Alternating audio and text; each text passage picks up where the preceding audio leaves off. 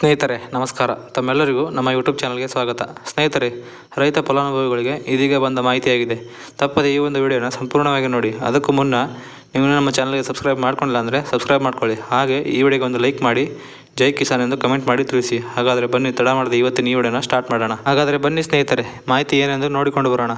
ರಾಜ್ಯ ಸರ್ಕಾರದ ಮನವಿಯನ್ನು ಸ್ಪಂದಿಸಿದ ಕೇಂದ್ರ ಸರ್ಕಾರ ಕನಿಷ್ಠ ಬೆಂಬಲ ಬೆಲೆ ಖರೀದಿಸಿಗೆ ಸಮ್ಮತಿ ಸೂಚಿಸಿದೆ.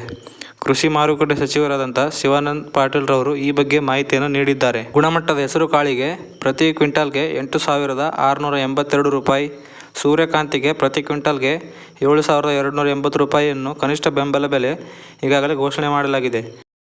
22,515 ಮೆಟ್ರಿಕ್ ಟನ್ ಹೆಸರುಕಾಳು, 3,215 ಮೆಟ್ರಿಕ್ ಟನ್ ಸೂರ್ಯಕಾಂತಿ ಖರೀದಿಗೆ ಕೇಂದ್ರ ಸರ್ಕಾರ ಈಗಾಗಲೇ ಸಮ್ಮತಿಯನ್ನು ನೀಡಲಾಗಿದೆ ಎಂದು ತಿಳಿಸಿದ್ದಾರೆ.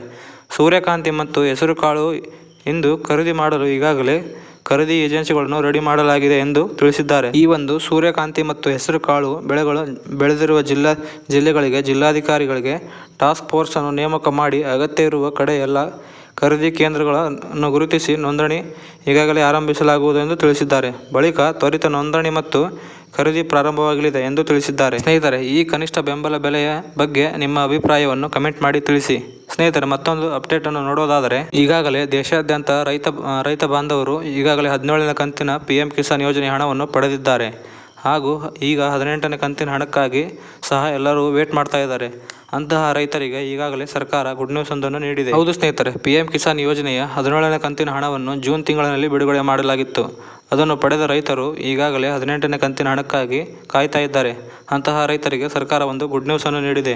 ಹೌದು ಸ್ನೇಹಿತರೆ, ಇದೇ ಅಕ್ಟೋಬರ್ ತಿಂಗಳಿನಲ್ಲಿ PM ಕಿಸಾನ್ ಯೋಜನೆಯ 18ನೇ ಕಂತಿನ ಹಣವು ಜಮಾ ಆಗಲಿದೆ ಎಂದು ಈಗಾಗಲೇ ಮಾಹಿತಿ ಹೊರಬಿದ್ದಿದೆ. ಇದಾಗಿತ್ತು ಇವತ್ತಿನ ಮಾಹಿತಿ. ಇದೇ ರೀತಿ ಹೆಚ್ಚಿನ ಮಾಹಿತಿಗಾಗಿ ಚಾನಲನ್ನು ಸಬ್ಸ್ಕ್ರೈಬ್ ಮಾಡ್ಕೊಳ್ಳಿ. ಹಾಗೆ ಈ ವಿಡಿಯೋಗೊಂದು ಲೈಕ್ ಮಾಡಿ.